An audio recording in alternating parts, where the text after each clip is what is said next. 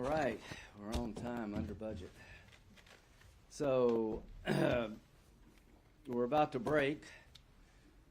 We had an effort yesterday by Senator Schumer to pass aid to Ukraine, Taiwan, and Israel, which I support, and their proposal on securing a broken border was awful. What's next? Here's what's next. The Commander-in-Chief, Joe Biden, needs to wake up and do something about a broken border. It's his job, above all others, to secure the nation. Here's what we learned this week in Judiciary. The director of the FBI said, when asked about blinking lights threats, "I see blinking lights everywhere I turn." Since October the 7th, now people need to understand that what happened to Israel affects you too. Now we've all chosen, Republicans and Democrats, to support Israel because we need to. Hamas would kill all of us if they could. We need to be behind our friends in Israel. What does that mean for us? The threat level has gone to a whole other level since October the 7th. Post October the 7th, a verbal rogues gallery of terrorist organizations are calling for attacks against us. So what does that mean? The people who want to destroy Israel are trying to pay us back for helping Israel. President Biden, you don't need to negotiate with any of us. You have the ability as president to stop this problem now if you choose to use the law that is available to you. Why is the border so broken? Because the policy choices of President Biden are not working. Next. I've never seen a time when all the threats, or so many of the threats, are all elevated at exactly the same time. Next. This was December the 6th. Fighting age males lined up as far as you can see. Bottom line is we're urging the president to get involved and fix this problem. Senator Murphy's a fine fellow, but it's never going to happen as long as Senator Schumer is in charge of these negotiations. We're going to have to get the President of the United States involved. He owes it to the American people to fix a broken border. And when I say broken, what do I mean? I mean really broken. In the last 4 days, we've had 40,000 illegal crossings. 2 days ago was the highest on record. We're averaging, for the last 7 days, 9,400 people. We're on track to 3.6 million this year alone, 6 million up to date since he's been president. Larger than 21 states. The threat levels at an all-time high, the illegal crossings into our country at an all-time high, and my Democratic colleagues are saying, what do we get to secure the border? You get a safer country. You're not going to get legalization of illegal immigrants in this deal. This is about securing our border so we can then help our allies. I'm going to turn it over to my colleagues. But this I cannot and I will not do. I will not go back to South Carolina and try to explain why I helped Ukraine, Taiwan, and Israel and did nothing to secure our own border. I will help all of our allies, but we got to help ourselves first. Again, you don't need to change the law for this to stop. You need the president to use the tools available and change his policies. President Biden had a goal to prove to the American people he was not Donald Trump when it came to immigration and border policy. You have exceeded beyond your wildest imagination. How many Americans would love to have the border secured like President Trump was able to do it? You can do it. You have to want to do it. You have to choose to do it. So these negotiations need to change. The President of the United States should be involved. He is responsible for this situation more than any member of the House and the Senate. He is the Commander-in-Chief. And when it comes to securing our border, our Commander-in-Chief, Joe Biden, is AWOL. Senator Grassley. Like Senator Graham, my constituents ask, when are you going to do something about the border? As Senator Graham said, it's already against the law to enter our country without our permission. We passed those laws, and they've been on the books for a long period of time. In turn, the president is the enforcer of the laws. and he has decided not to enforce these laws because he believes in an open border. And this has brought about a national security problem when you read regularly about 169 people on the terrorist watch list that have entered the country, and those are the ones we know about because they're on record. And what I don't get about this whole thing is if you're on the terrorist watch list, you'd never get on an airplane to come into the United States. So how can you fly to Mexico, or however you want to get to Mexico, be on the terrorist watch list and get into this country without being denied the same way you would be if you wanted to get on an airplane? So we have to do something about this, and it's up to the presidents to do it, but we need some policy changes. That's what this debate is all about. I'm really glad that all the people up here with me and people that aren't up here with me, 1 week after October 7th, we sent a letter to the President of the United States warning him about the fact that there could be, because of what happened in Israel, terrorist attacks was in the United States. I don't know whether he took that very seriously or not, but we know that we expected this to happen from the people that are on the terrorist watch list. We must secure the border. It's one of the top 3 things that the voters of this country are interested in. It's common sense. It's the law. The President of the United States, just like we have taken an oath to uphold the Constitution, and the President isn't doing that. Thanks, sir. We're going to do this by your last. Sir, They have me by half an inch. I'm right behind. Thanks, Lindsey, and thanks for your leadership. What yesterday's vote should have made clear is that Republicans are dead serious about solving Biden's border crisis as part of the national security, part and parcel of the national security debate that we're having on the floor of the Senate right now. And as Lindsey pointed out, this was a policy choice. This administration made a clear choice when they took office to completely abandon and do away with the policies of the previous administration that were working at our southern border. So much so now that you have even people like Jay Johnson, who was the Homeland Security Department Secretary under President Obama, said at the time that 1,000 people a day would overwhelm the system, and that he couldn't even imagine what 4,000 a day would look like. Well, now we're triple that.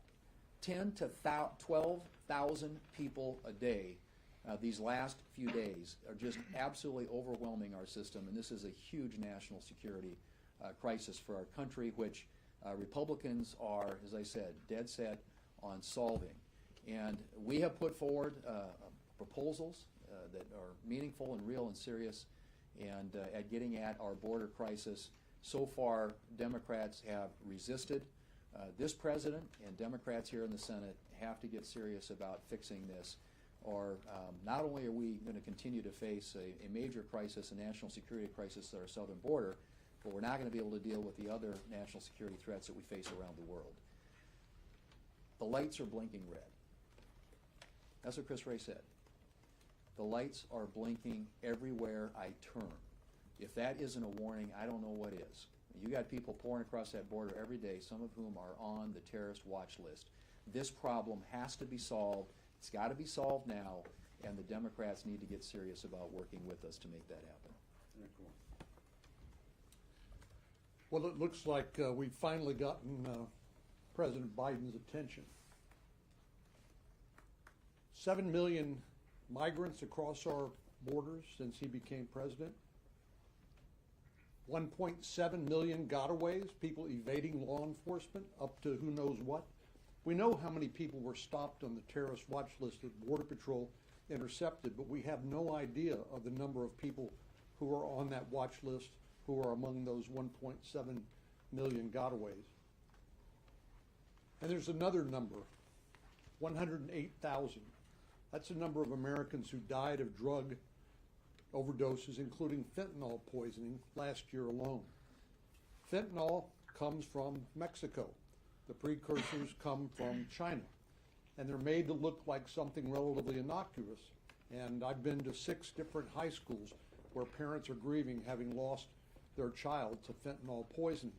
This is the #1 cause of death for Americans between the age of 18 and 45. Another number I'll mention is 300,000. That's the number of unaccompanied children who've been placed with sponsors in the interior of the United States that the administration has lost track of. They can't tell you whether these children are going to school, whether they're being sex trafficked, whether they're being forced into labor, involuntary servitude. They don't know, and obviously they don't care. So those numbers I mentioned to you, President Biden has been unmoved to work with us to try to come up with a solution. But now we found something that provides us the opportunity to force the administration to do something that they have been unwilling to do until this point.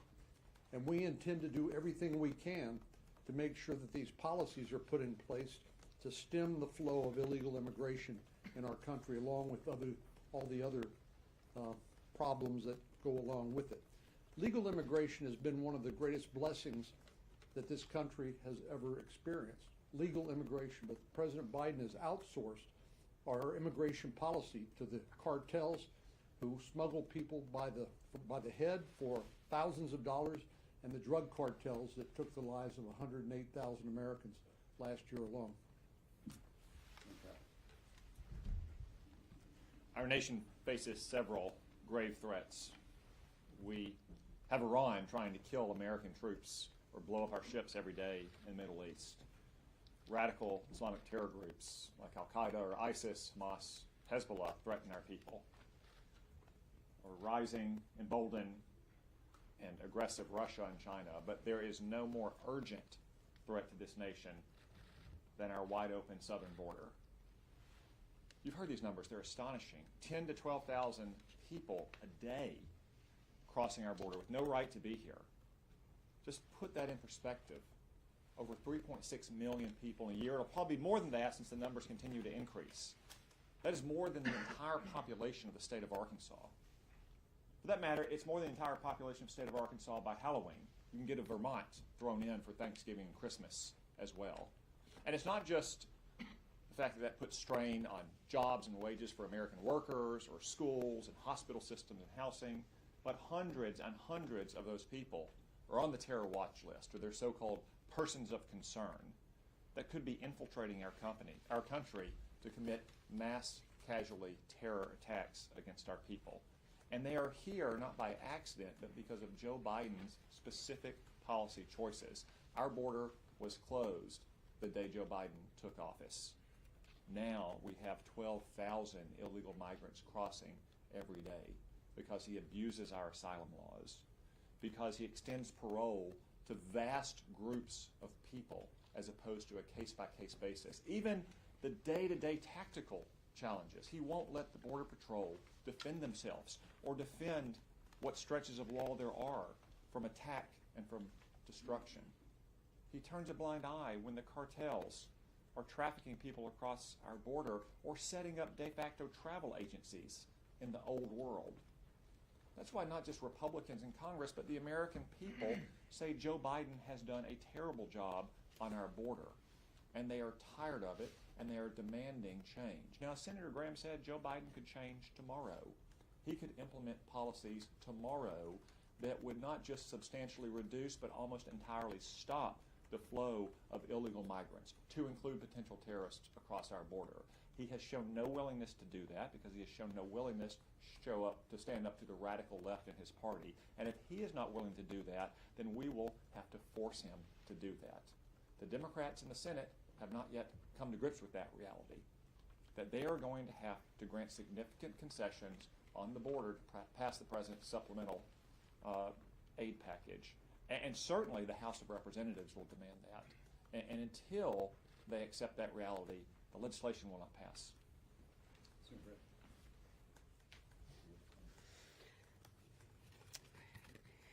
Senator Graham, thank you for hosting this. Thank you for continuing to bring attention to this.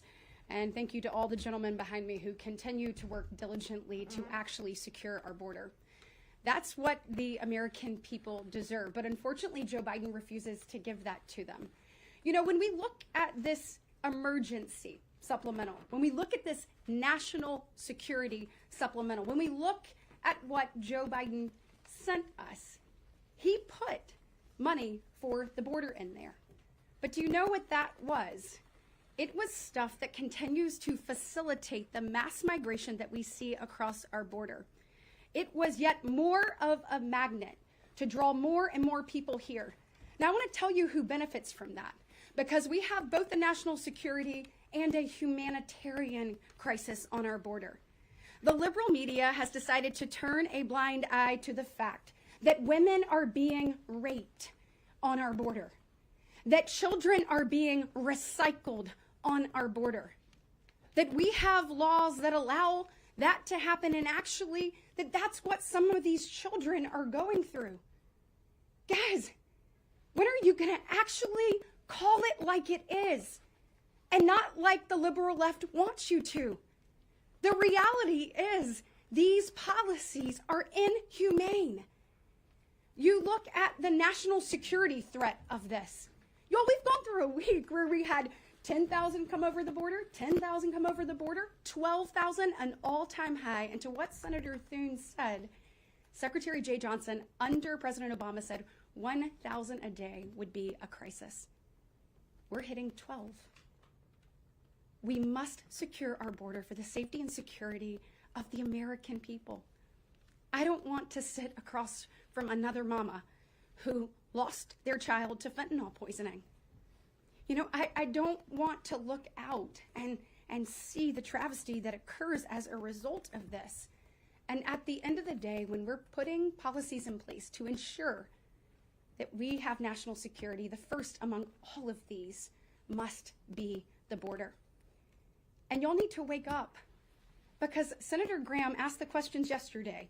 He asked Director Wray about this. He said, I've never seen a time, this is the response, Director Wray, I've never seen a time where all the threats, or so many of the threats, are all elevated at exactly the same time. He followed up with, I see blinking lights everywhere I turn. He said a heightened threat environment from foreign terrorist organizations, and obviously the ability to exploit ports of entry, including our southwest border. Senate Democrats and President Joe Biden are putting the American people last. We need to make sure we create deterrence. We need to make sure we create safety. And we must do more for the people here at home. They deserve it. And that is exactly what we are going to continue to fight for. Actually, I want to start by thanking Senator James Langford, who you all know is on point for negotiating with our colleagues on the other side of the aisle for the work he's doing, and my colleagues here who are also having discussions trying to get to a good outcome. I also want to thank Border Patrol and Customs agents whose morale is at an all-time low. They know that they're overrun. They're dreading going to work every day because they know they're not going to succeed at their mission. This president could end this crisis right now without a single bill being passed. We know he's not going to do that. But we know it can be done because Trump did. This president also knows that the likely nominee for the Republican Party, and many people think the likely president to be sworn in next January, is Donald J. Trump. He said on his first day he was going to shut down the border, and I think he means it. And I hope that he would. But you know who's listening to that right now? It's the cartels. And if you don't think that they're going to ramp up their advertising and try to double the flows that are already 4 times the Trump-era flows, then you're crazy. And that's exactly why President Trump's willing to go further, because he knows he's already got a political problem, and it's going to get a lot worse. But let's not talk about the politics where he's already losing. Let's talk about the threat. I'll leave you with this, and I really haven't seen much attention paid to this, but the last time I went to the border at about 1 a.m., I stood on the Rio Grande River, right maybe about 5 or 6 feet shy of a fluorescent arrow, with coyotes across the river saying, we're coming. Now, what they meant by that is they're going to send about 50 people over, so Border Patrol will be engaged so that they can bring fentanyl or illicit materials across the border, because we simply don't have enough border agents on patrol. They said, we are coming. Now, 1.5 million people have crossed the border over the last 2 years that are so-called known gotaways. We know they came here. People don't go back to Mexico once they cross the Rio Grande River. They do everything they can. But these people are paying a premium and going through sectors of the border that they're doing everything they can to avoid Border Patrol. Back to that fluorescent arrow. If they didn't have a bad record, if they weren't somebody who was a threat to the homeland, why on earth would they pay money to go through some of the most dangerous sections of the border to evade apprehension? Why would they do that? Unless they've got a bad history or unless they've got a malign purpose. 1.5 million people, let's assume only 10% do. That's 150,000 people, ladies and gentlemen. So I care about Ukraine homeland security. I care about Israel's homeland security, but it would be immoral for me to put those two ahead of what I think is a clear and present threat to our homeland security. 7 senators in 21 minutes. That's a lot. Questions? Got two, one on policy and then one sort of about the meeting this week. On policy, what exactly do you want on asylum and parole? And then on the meeting, what did you say to General Brown? Did you ask about where he was born? And tell us the background why you did that and if you felt that was appropriate. Yeah, I asked him, when's the last time you've been to the border? And he said, I was born in Texas. I didn't think that was a good response. You know, I like General Brown. You know, he's a great guy. I've got nothing against General Brown. I was frustrated because nobody up there knew anything about the border. So when I say, when's the last time you went to the border, you tell me you're born in Texas, that's not answering my question. So I like General Brown. He's a great guy. But they didn't have one person there to talk about the border. Everything was about Ukraine. Everybody behind me will vote to aid Ukraine if we can get the border right. And then asylum and parole, what would you like? Number one, start with things that we know work. If you're past the credible fear standard, your hearing is on average, 3 or 4 years? 4. Stay outside the United States. Once you let people loose into the country, it gets back all over the world. Once you get to America, you never leave. The first thing you need to do to stop the flow or slow it down is make sure that people waiting for the asylum hearing are not released into the country, because that incentivizes people to come, because once they get released, the belief is you're never going to go back. Stop paroling people en masse. 240,000 people were given blanket parole under a statute that requires an individual analysis based on substantial benefit to the country or undue, unusual humanitarian need. Quit abusing the law. He could do both of those things without one bill being passed, has been said. He's chosen to let people loose in the country. He's chosen to abuse the parole law, and his choice has led to a broken border with elevated terrorist threats. Joe Biden has been asleep at the wheel when it comes to the border. You need to wake up, Mr. President, before we get hit. Senator Murphy was asked downstairs if he thought the record 12,000 encounters at the border on Tuesday was a problem and whether he shares your desire to lower the number of encounters. He says what the problem is that there aren't enough resources to process those encounters. So Well, he's not these even- negotiations should end, because he doesn't understand. It's hard to fix a problem if you don't understand what it's all about. If you think 12,000 people are coming here because we're under-resourced, that's insane. They're coming here because they believe once they get here, they never leave. Under Biden, once you show up at the border, you're going to stay here forever. Catch and release is why they're coming, Chris. It's not about resources. The policy choices of allowing everybody to apply for asylum to stay in the country to wait for a hearing 4 years from now has led to a surge at the border. Parole is being abused. It is about policy choices, not about resources. Well, and to be fair, the president's supplemental request was funding. Thank you, Yeah. sir. The president's supplemental request was funding to address the symptoms. The symptoms are a New York mayor saying it's out of control. Chicago saying they have too many people sleeping in tents in cold conditions. He was there to actually request money to address the symptom. We're here to fix the problem. And just to follow up, is DACA amnesty in exchange for some Nothing to incentivize more illegal immigrants. I can't think of a worse idea than to give people legal status.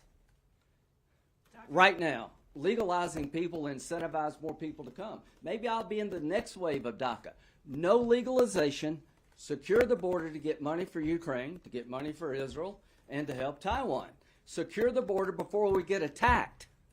Secure the border before the next terrorist attack happens. The director of the FBI said since October the 7th, a rogues gallery of terrorist groups are urging their members and people who are sympathetic to their cause to attack America. What do you get? You get a safer country. Senator, two questions.